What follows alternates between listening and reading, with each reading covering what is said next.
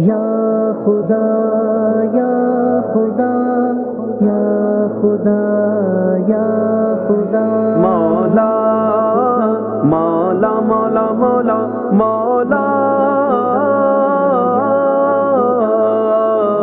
مولا میرے مولا میرے مولا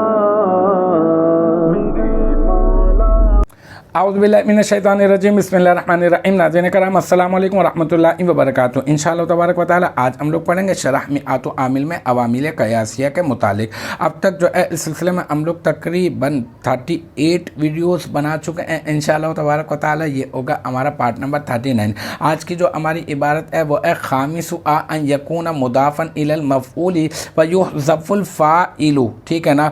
اچھا جناب، بات یہ ہے کہ مصدر متعدی کا عمل پڑھ رہے ہیں۔ میں نے کہا تھا 5 عمل ہوتے ہیں اس کے جو ہے نا مصدر متعدی کے، اور 5 میں سے جو ہے وہ 4 پڑھ چکے ہیں۔ آج 5واں ہم لوگ پڑھیں گے، اور وہ 5واں یہ ہے کہ وہ مفعول کی جانب مضاف ہو اور فاعل کو حذف کر دیا۔ ابھی اس سے پہلے یہ پڑھا کہ وہ مفعول کی جانب مضاف اور فاعل کو ذکر کیا گیا، وہ حالت رفعی میں ذکر کیا گیا ہو، اور یہاں پہ کہہ رہے ہیں کہ فاعل کو جو ہے وہ حذف ہی کر دیا گیا ہو، ٹھیک ہے نا۔ تو یہ عبارت بھی بہت آسان ہے، کیونکہ پہلے اس سے اسی طرح کی اور عبارتیں ہم لوگ ابھی کرنٹ ہم لوگ حل کر چکے ہیں۔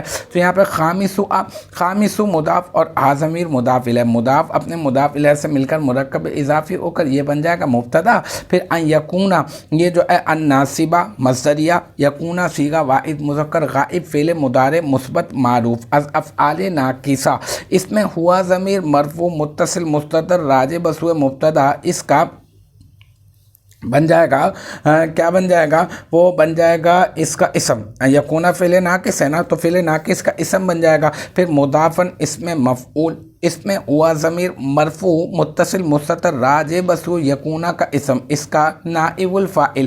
پھر الی حرف جر المفعولی مجرور پہ جار اپنے مجرور سے مل کر بن جائے گا مضافن اس میں مفعول کا ظرف لفظ، اور پھر مضافن اس میں مفعول اپنے نائب الفاعل اور ظرف لفظ سے مل کر شبہ جملہ اسمیہ ہو کر پہلے بن جائے گا یہ ہاں بھائی یہ ڈائریکٹ جو ہے یکونا کا بن جائے گا کیا؟ یکونا کی خبر۔ پھر یکونا فعل ناقص اپنے اسم اور اپنے خبر سے مل کر جملہ فعلیہ خبریہ ہو کر معطوف علیہ، پھر واو حرف عطف، یحذف فعل صیغہ واحد مذکر غائب فعل مضارع مثبت مجہول، اور الفاعل اس کا نائب الفاعل، پھر فعل اپنے نائب الفاعل سے مل کر جملہ فعلیہ خبریہ ہو کر بن جائے گا کیا؟ یہ بن جائے گا اپنا معطوف، ٹھیک ہے نا۔ اور پھر معطوف اپنے معطوف علیہ سے مل کر خامس مبتدا کی خبر، اور پھر خامس مبتدا اپنے خبر سے مل کر بن جائے گا جملہ اسمیہ خبریہ۔